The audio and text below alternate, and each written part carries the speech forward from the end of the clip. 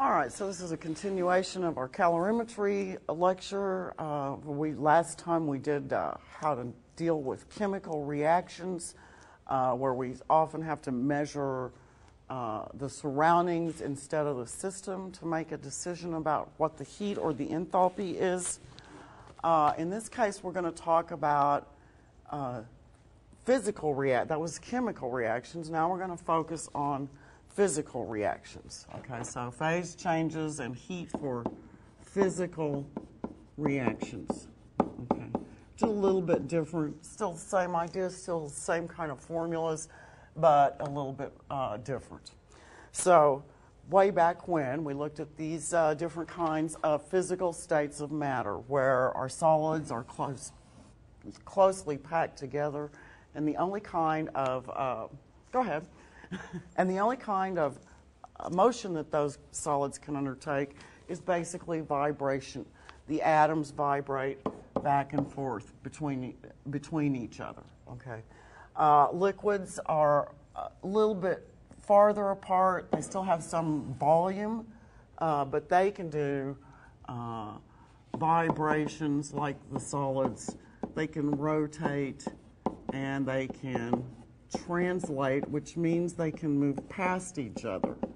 Okay, so this water molecule might move over here, or whatever this molecule is, past the other.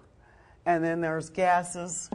Okay, gases can do all of these things, only a lot more energetically because they're just contained in whatever the volume of the container is, and they're not fixed in some kind of a volume like the liquid is.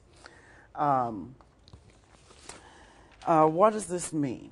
Okay, these solids have potential energy. All right, potential energy is high. They have low kinetic energy because the only thing they can really do is vibrate.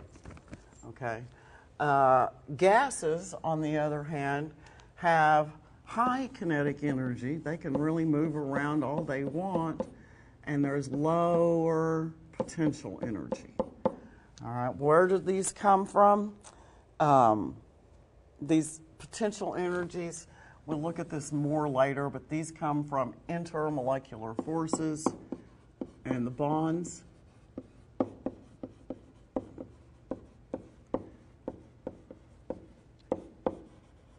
All right, those things contribute to the potential energy here.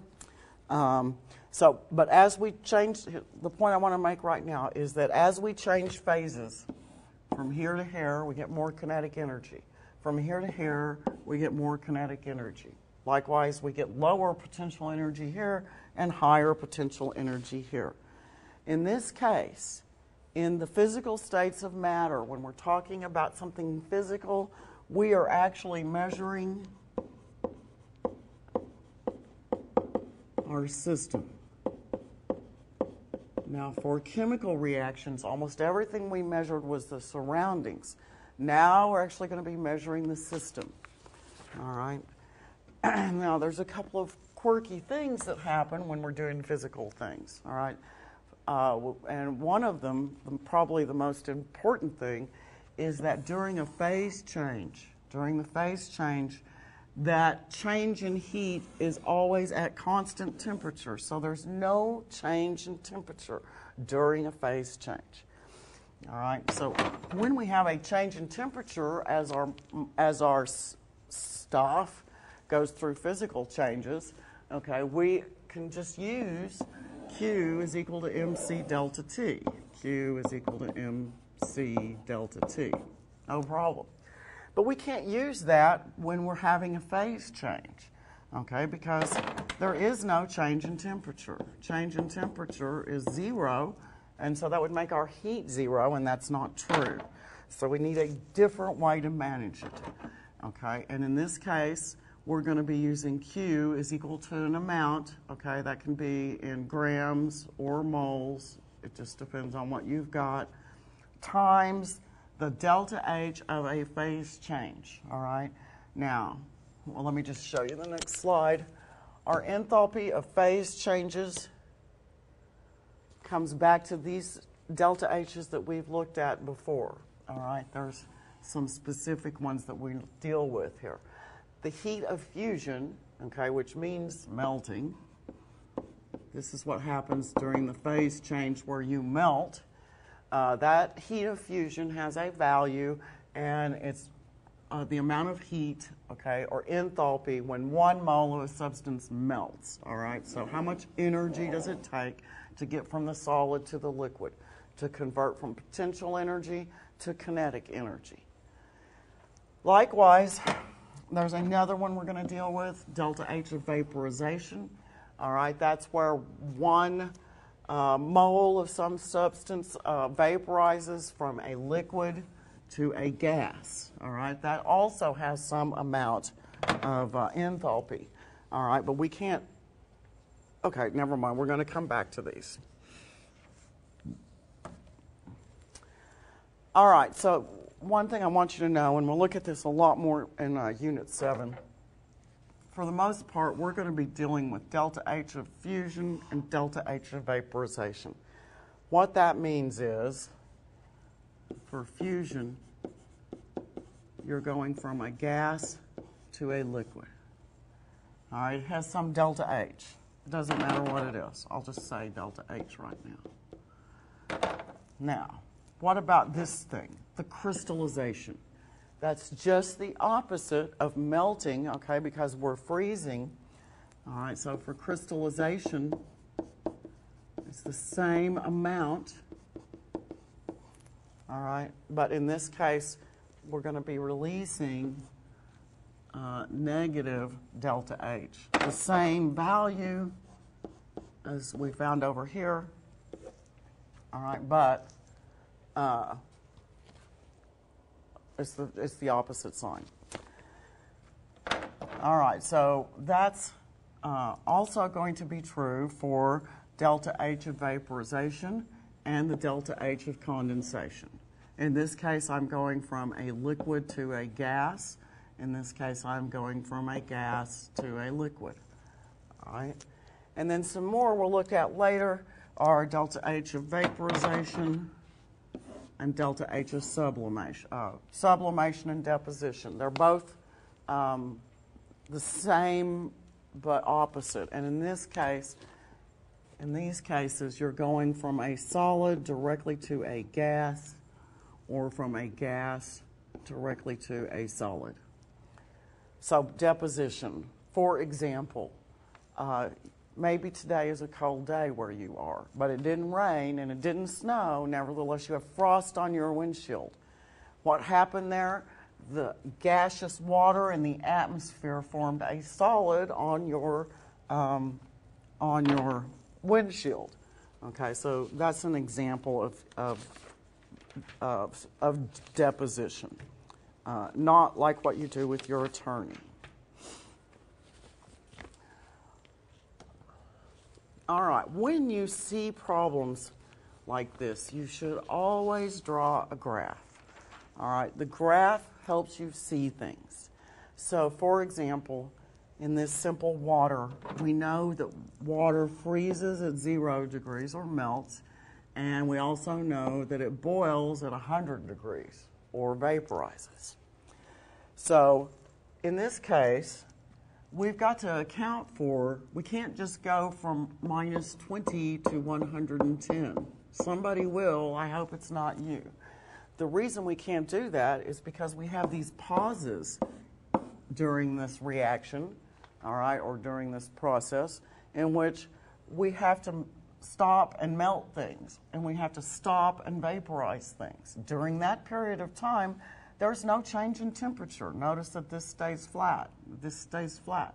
There's no change in temperature at 100 degrees, but the heat's changing. See, the heat is increasing all along. So these little graphs help you immensely to keep from making mistakes. So let's do a couple of problems. Looks scary, doesn't it? But this is all the information you would need to write most of these. So we have some unknown element. I told you what its theoretical mass is, molar mass. It has a specific heat of a solid. That's what this S is. That's solid.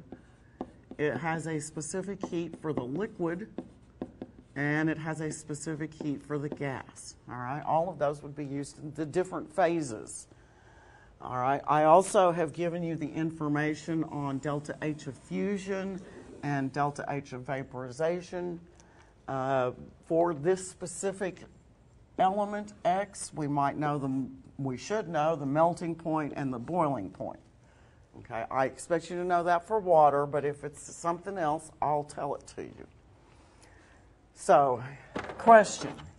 I have 85 grams of X, and I heat it from -10 to 75 degrees, and I want to know how much heat gets exchanged here. So the first thing I'm going to do is I'm going to draw a graph. Okay, this is Q, and this is temperature. And I'm starting at 10. Okay, so I'll start there, 10 degrees, and I'm going to 75. So I'll stop here, put that in. Now I'm going to go back to my information here, okay, about the important melting and or boiling point. All right, at 15 degrees, this melts. All right, and then if we got to 115, which we're not going to in this problem, in this case, it would vaporize. All right, but if I draw this graph, it helps me see how I'm going to put together the parts. All right, so I'm going to start at 10. I'm going to increase heat until I get to the point where I start to melt. During that time, there's no change in temperature, but heat continues. And then I'm going to heat that from the 15 degrees to 75 degrees after it finishes melting. So that's a lot of problems. And how do I know how much heat there is? Well, I'm going to label, say a different color. How about, I'm going to label this Q1, this Q2, and this Q3, and I'm going to find each part individually and then add them together so that my heat will be heat of 1 plus the heat of 2 plus the heat of 3. Now, in the PowerPoint and in your book, I believe, this goes all the way through the heat of vaporization and then heating the gas mixture a little bit more. But for purposes of illustration, I hope this is enough. All right, so darn it, I have to make more space here.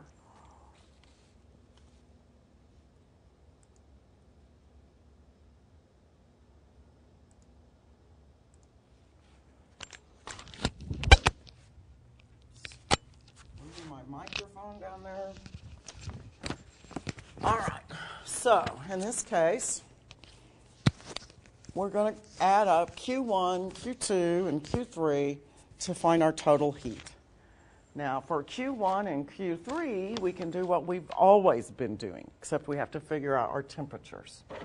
Q1 and Q3, we have a temperature change, and so these will follow the same kind of patterns.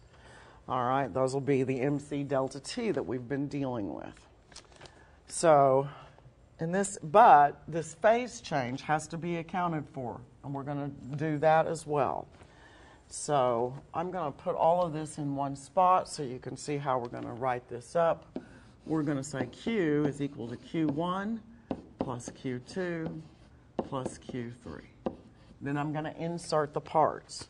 This will be equal to the MC. Now, what specific heat do I want? This is a solid, so I want the specific heat of the solid times the temperature final. What is the temperature or the change in temperature? Well, in this case, well, let me just put this like here. Now, this we have to come back to. Q2, we're going to use the moles times the delta H of fusion. Now, I have to do this in moles because look at my units of delta H of fusion. Okay, the specific heat is in grams, but delta H is in kilojoules per mole. And then finally, I'll put in the mass times the specific heat of the liquid in this case, remember because we're in a liquid state there, times the delta T. Again, we have some work to do with delta T. All right, so we're starting with 85.0 grams times the specific heat of this material, which is 0.150 joules gram degrees Celsius for that solid. And then our temperature final. Okay, come back up here. Our final temperature on this Q moon, Q1, is from 10 to 15. Okay, Q1 to 15. So that's going to be temperature final, 15, minus temperature initial. Okay, so 5 degrees. That's Q1. Then I'm going to add to it Q2. All right, and in this case, I don't know what the moles are, but I can find it. I've got 85.0 grams. I know the molar mass. That's 1 mole for every 50 grams. Do I need a specific heat? No, because there's no change going off, no change in temperature here. Instead, what I need is the delta H of fusion, which is 75.0 kilojoules per mole. Unfortunately, as usual, I don't have enough space, so for Q3, I'm going to put that down here, Q3 down here. Again, my mass is 85.0 grams. I need the specific heat. At this time, I want it for liquid because I'm in the liquid state. And, oops, that's grams. Specific heat for the liquid is 0.250 joules gram degrees Celsius.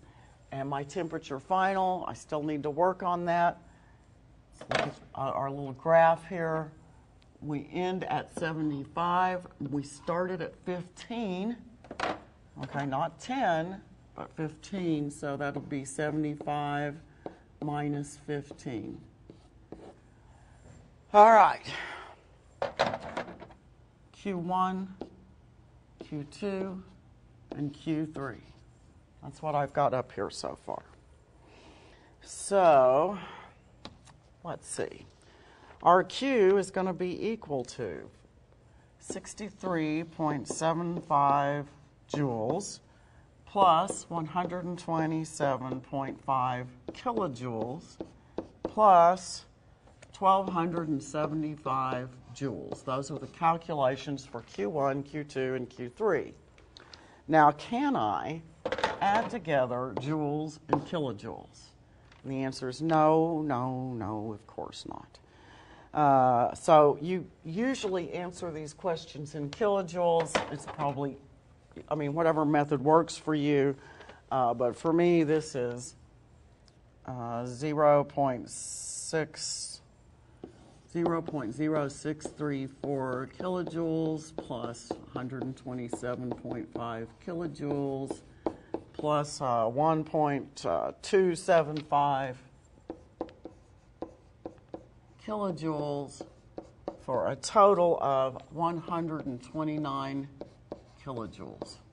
Okay, so during this heating, okay, during this physical change, I've produced 129 kilojoules of heat. That's a positive value. All right.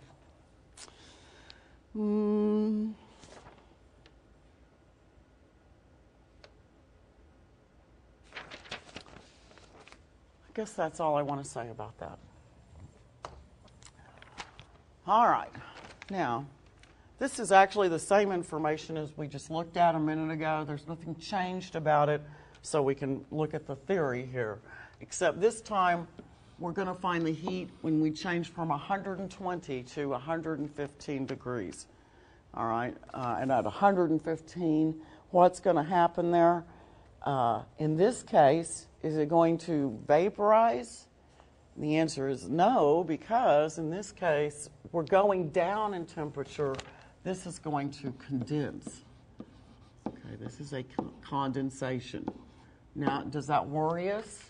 Not particularly, because in the case, at least during its phase change, it's going to condense. Because what we know is if we have a delta H of vaporization at this value, the delta H of crystallization will be negative 100. I'm just going to leave that alone. Minus 100 kilojoules per mole when we condense it. So let's first draw our pretty little graph. We like our graph because it helps keep us from making mistakes. This is heat. This is temperature. In this case, we're starting at 120, and we're going to 115. And I should have probably said and condensed it all. So that means I'm going down here, and then my second phase will be like so. And so I'm going to label this Q1 and this Q2, and Q1 plus Q2 is going to be equal to the heat in this reaction. All right, so in this case, Q1 is going to, let me put it down this way. In this case, we're going to have our mass for Q1, so 50 grams, times the specific heat. What specific heat should we use? Okay, well, this is in a gaseous phase because it's over the boiling point. Okay, so we're going to use specific heat of the gas. So times 0.275 joules per gram per degree Celsius. And in this case, what are we going to do about our temperature? Remember, that's final minus initial. Final, temperature final minus temperature initial.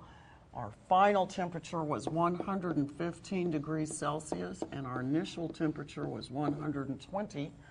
You see why it's important to keep those temperature initial and temperature finals straight, because this equals -5, not just 5.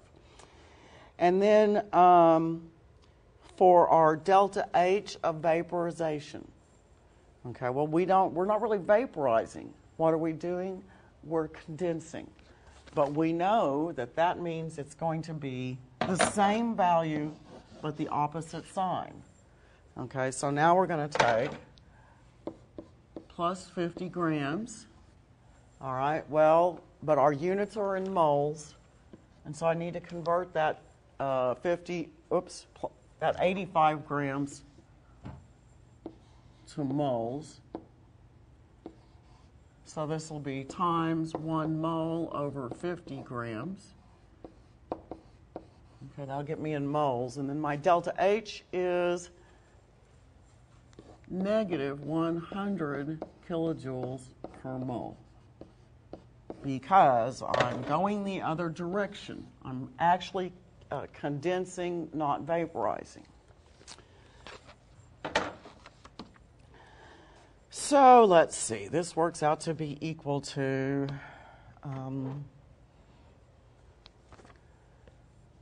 let's see, negative 116.9 joules plus negative 170 kilojoules. All right, so can I add these joules and kilojoules together? And the answer is of course not, but I can change this to a kilojoule, and my Q will actually end up being negative 171 kilojoules. Negative 171 kilojoules.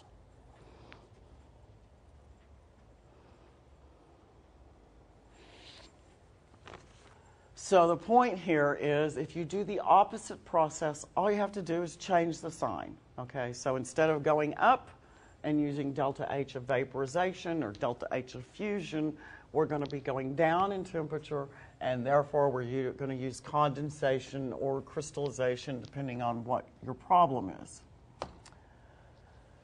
All right, One last thing, the same sort of thing, all right? This time we have all the same information. Here's our heat. Here's our temperature. Our boiling point is 15. I'm sorry, our melting point is 15. Our boiling point is 115. Okay, and we're starting at 20 and ending at 100. So all we're doing is some portion of that part. And so all we have to do here is Q is equal to MC delta T. Okay, where C in this case is going to be the liquid. All right, so in that case, we'll have 85 grams times the specific heat of the liquid at 0.250 joules gram degree Celsius times 100 minus 20 degrees Celsius. And this works out to be equal to 1,700 joules. So it's important to read the problems. It's important to draw this graph. All right. With this graph, you can see, well, I got to stop and add in how much heat it changed when I changed phases. Okay. So those, I promise you need to know these.